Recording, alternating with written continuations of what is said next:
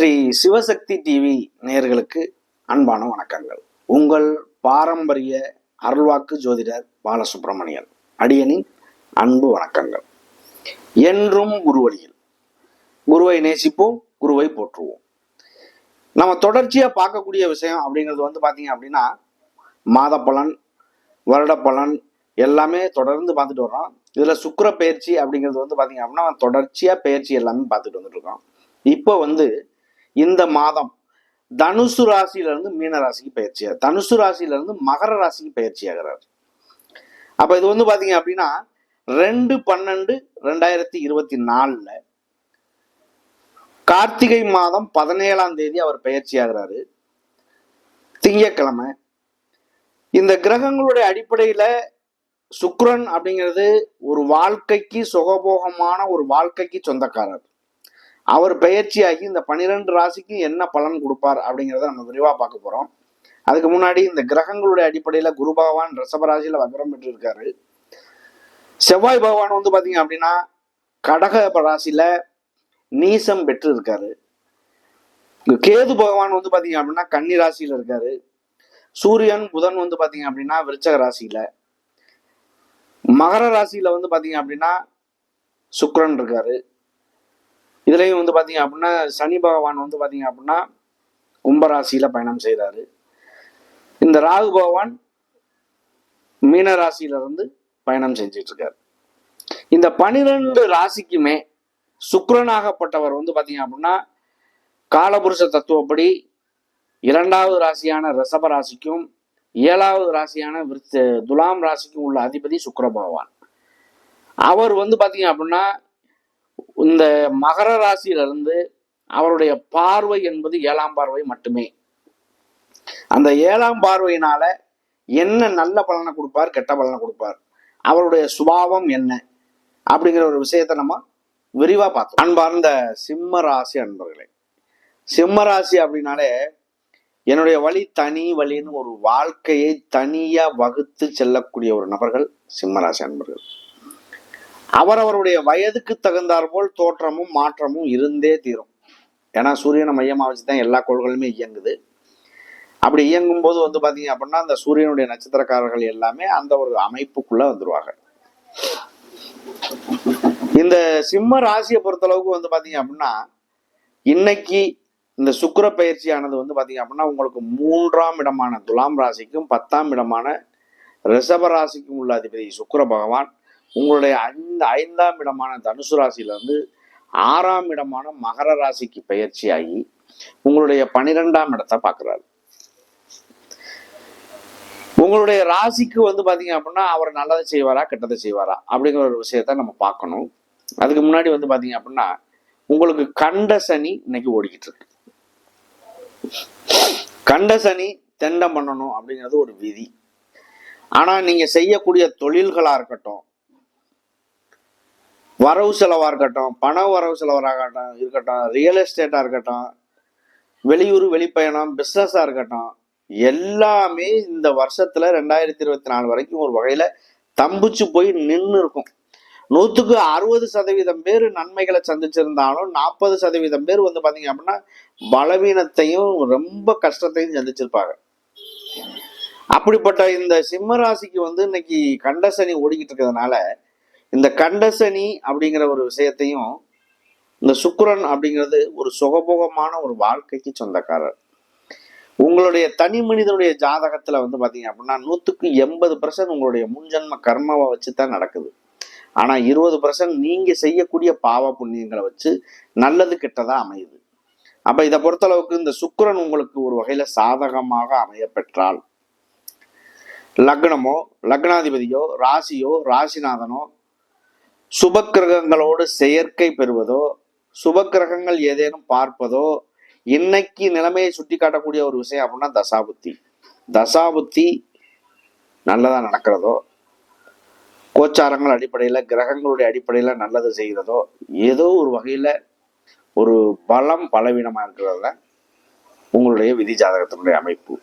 அப்படி நல்ல நிலைமையில இருக்கு அப்படின்னா சுக்கிரன் நல்ல நிலைமையில இருக்காரு அப்படின்னாக்கும் உலகத்துல உள்ள ஒரு இன்பங்கள் எல்லாத்தையும் கொடுக்கக்கூடிய ஒரு கிரகம் அப்படின்னா அது சுக்கிரன். அப்ப இவரை பொறுத்தளவுக்கு வந்து பாத்தீங்க அப்படின்னா ஆடம்பரமான வாழ்க்கை, பகட்டான ஒரு வாழ்க்கைக்கு சொந்தக்காரருமே அவர் தான். கணவன் மனைவி இவங்களுக்கு ஒரு இல்லற சுகம், மொத்தத்துல காம உணர்வுகள் எல்லாருக்குமே இதெல்லாம் கொடுக்கக்கூடிய கிரகம் அப்படின்னா சுக்கிர பகவான். அப்ப இவரை பொறுத்தளவுக்கு வந்து பாத்தீங்க அப்படின்னா அழகிய ரசனை, நல்ல ரசனை, பாடுறது, பேசுறது, சிந்திக்கிறது, ஒரு விஷயத்த கெட்ட விஷயமா இருந்தாலும் அதை நல்லதா சிந்திச்சு பார்க்கறது, இந்த மாதிரி விஷயங்கள் எல்லாமே சுக்கிரனுடைய காரகம். அது இல்லாம அழகிய பொருட்கள், அதுவே எல்லாமே அவரை குறிக்கும். பணம், ஆடை, ஆபரணம், அலங்காரமான மாளிகை, வாசனை திரவியங்கள், வாகன யோகங்கள், இருப்பிடங்கள், இது எல்லாமே வந்து பாத்தீங்க அப்படின்னா பள்ளி அறை சுகம், இந்த மாதிரி விஷயங்கள் எல்லாமே அவரை சேரும். அப்ப இதை பொறுத்தளவுக்கு வந்து பாத்தீங்க அப்படின்னா நல்லதா இருக்கும் பொழுது அந்த நல்ல விஷயங்கள் ஓகே. ஒரு லக்கணம் நல்லா இருக்கு, ராசிநாதன் நல்லா இருக்கு அப்படின்னா அவங்களுக்கு வந்து எவ்வளவு கஷ்ட சூழ்நிலைகள் வந்தாலும் அடிச்சு மேல வாங்கி போய்கிட்டே இருப்பாங்க. அப்ப அவங்களுக்கு எந்த விதமான கஷ்ட சூழ்நிலைகள் எதுவுமே வந்து பாத்தீங்க அப்படின்னா தெரியாது, அதை தாண்டி போய்கிட்டே இருப்பாங்க. ஒருவருக்கு சுக்கிரன் நல்லா இல்லை அப்படின்னு வச்சுக்குவோம்.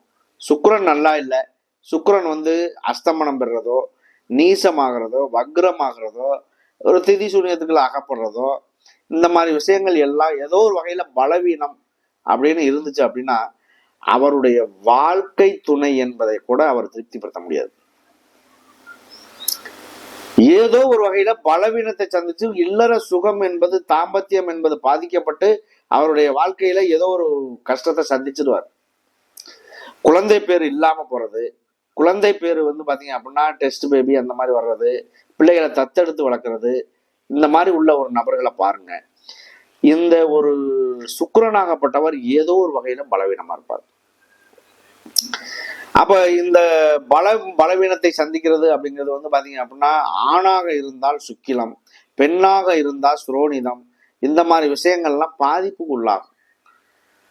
நீர் சம்பந்தமான நோய்கள், நீரிழிவு நோய், சுகர்லாம் சொல்றோம்ல, நீரிழிவு நோய், அது இல்லாம பால்வினை நோய், நீர் கட்டிகள் வர்றது, இது எல்லாமே வந்து சுக்கிரனுடைய காரணம். அப்போ ஒரு கிரகம் சுக்கிரனை மட்டும் நம்ம பேசையிலேயே இவ்வளவு விஷயங்கள் சொல்றோம். இந்த 12 ராசிகள், 9 கிரகங்கள், இதெல்லாம் வந்து நமக்கு வந்து ஒரு வகையில நல்லதை செய்யும் அப்படின்னா எப்படி செய்யும்? அதாவது ஒரு பிரம்ம முகூர்த்தத்துல ஒரு மனிதன் எந்திரிக்கிறது, அவர் வந்து நல்ல விஷயங்களை செய்யறது, கோயிலுக்கு மாலை போடுறது, 48 நாள் விரதம் இருக்கிறது, இந்த மாதிரி விஷயங்கள் எல்லாமே நமக்கு முன்னோர்கள் வகுத்து வச்சுட்டு போனது சும்மாலாம் இல்லை. 48 நாட்கள் வந்து பாத்தீங்க அப்படின்னா விரதம் இருந்து ஒரு நல்ல விஷயத்த கடைபிடிக்கிறாங்க அப்படின்னா அவங்களுடைய வாழ்க்கையில ஏதோ ஒரு நன்மையை சந்திக்க போறாங்கன்னு அர்த்தம். ஒரு குழந்தை பேர் இல்லை, கிரகங்களுடைய அடிப்படையை விட்டுருங்க, கிரகங்களுடைய அடிப்படை இல்லாம ஒரு குழந்தை பேர் இல்லாதவர்களோ இல்லை மற்ற ஒரு பணம் கிடைக்கணுமோ இல்லை ஏதோ ஒரு நல்ல விஷயம் நடக்கிறதுக்கு விரதங்கள் இருக்கிறாங்க அப்படின்னா அதுல ஏதாவது, அதாவது 12 ராசிகள், 9 கிரகங்கள், 27 நட்சத்திரங்கள், இதெல்லாம் சேர்ந்ததே 48. அப்ப 48 என்பது ஒரு வகை ஒரு மண்டலம் சொல்றது. அந்த மண்டலத்தை வந்து அவங்க ஒரு கடைபிடிக்கிறாங்க அப்படின்னா ஏதோ ஒரு வகையில ஒரு மாற்றம் உண்டாகும் அப்படிங்கிறது ஐதீகம். நம்ம சொல்லக்கூடிய பலன் எல்லாருக்குமே பொதுப்படையான பலன் மட்டும்தான். இது ஒருத்தருக்கு 50% பொருந்தும், 20% பொருந்தும், 100% பொருந்தும், போட்டுக்கிட்ட ரெடிமேடு பேண்ட் சட்டை மாதிரி பொருந்தும் பொருந்தாமையும் இருக்கும். அவரவருடைய விதி ஜாதகம், ஜனன ஜாதகம் அவருடைய வாழ்க்கையில நல்லது கெட்டதை தீர்மானிக்கும். அப்ப இதை பொறுத்தளவுக்கு வந்து பாத்தீங்க அப்படின்னா குருவாகப்பட்டவர் உங்களுடைய ராசிக்கு 5க்கும் 8க்கும் உள்ள அதிபதி 10ஆம் இடமான தொழில் ஸ்தானத்துல இருந்து உங்களுடைய 2ஆம் இடத்தை பார்க்கிறார். 2ல கேது பகவான் இருக்கார். 2 அப்படிங்கிறது வந்து பாத்தீங்க அப்படின்னா வாக்குஸ்தானம், குடும்பஸ்தானம், அடிப்படை கல்வி ஸ்தானம், அவரவருடைய வயதுக்கு தகுந்தாற் போல் மாற்றத்தை உருவாக்கக்கூடிய ஒரு இடம் இந்த 2ஆம் இடம். ஒரு வாழ்க்கையில 2ஆம் இடம் நல்ல அந்த ஜாதகத்துல 2ஆம் இடம் வலுப்பெறுது அப்படின்னா அதை விட பெரிய விஷயம் வேற எதுவும் இல்லை. தனம்னா பணம், வாக்கு, பேசக்கூடிய வார்த்தைகள், குடும்பம், வருமானம், அடிப்படை கல்வி ஸ்தானம், இன்னும் நிறைய விஷயங்கள். அப்ப இதை பொறுத்தளவுக்கு அது ஒரு போதுமான ஒரு விஷயம். அதுதான் ரொம்ப ஒரு சுபஸ்தானமும் கூட சொல்லலாம். அதையும் தாண்டி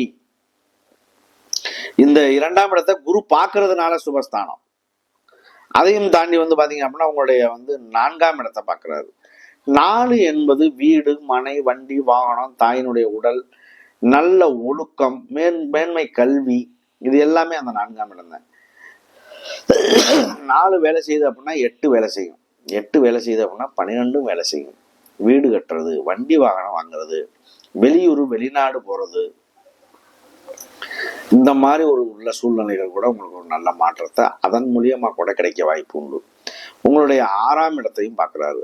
6 என்பது பாத்தீங்க அப்படின்னா 6ஆம் இடத்துல சுக்கிரன் இருக்கிறதுனால அந்த 6ஆம் இடத்தையும் பார்க்கக்கூடிய இந்த குருவாகப்பட்டவர் பாத்தீங்க அப்படின்னா இந்த 6 என்பது ருணம், ரோகம், சத்துரு, நோய், நொடி, எதிரி, கடன், இந்த மாதிரி ஒரு கடன் பெற்று தொழில் பண்றதா இருக்கட்டும், வெளியூர் வெளிநாடு போறதா இருக்கட்டும், திருமணம் பண்றதா இருக்கட்டும், குழந்தை பேர் உண்டானதுக்கு செலவு பண்ற விஷயமா இருக்கட்டும், இந்த மாதிரி விஷயங்கள் எல்லாமே உங்களுக்கு ஒரு வகையில நன்மையை தரும்.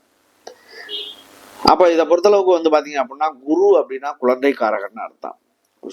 சுபகிரகம், முற்றிலும் சுபகிரகம். சுக்கிரனுமே சுபகிரகம்.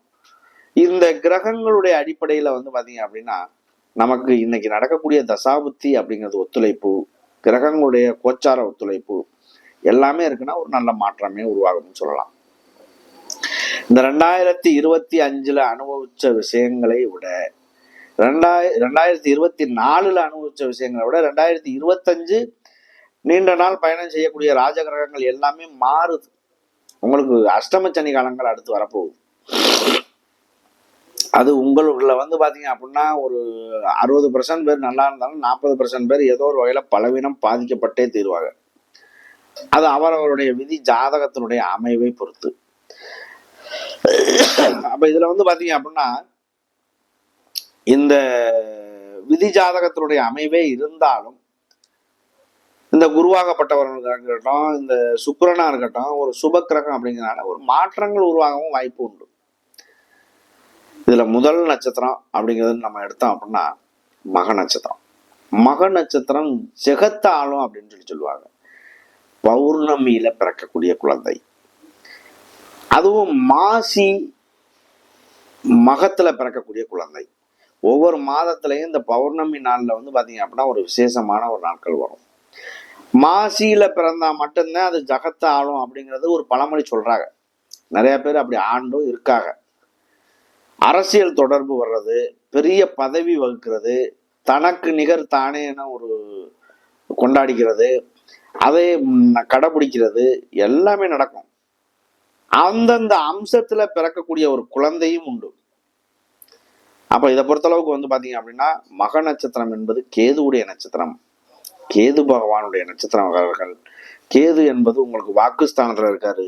அவர் பாத்தீங்க அப்படின்னா இந்த குருவினுடைய பார்வைப்படுறதுனால ஒரு விக்கிரகம் கூட நீங்க வைக்கிறதுக்கு வாய்ப்பு உண்டாகும்.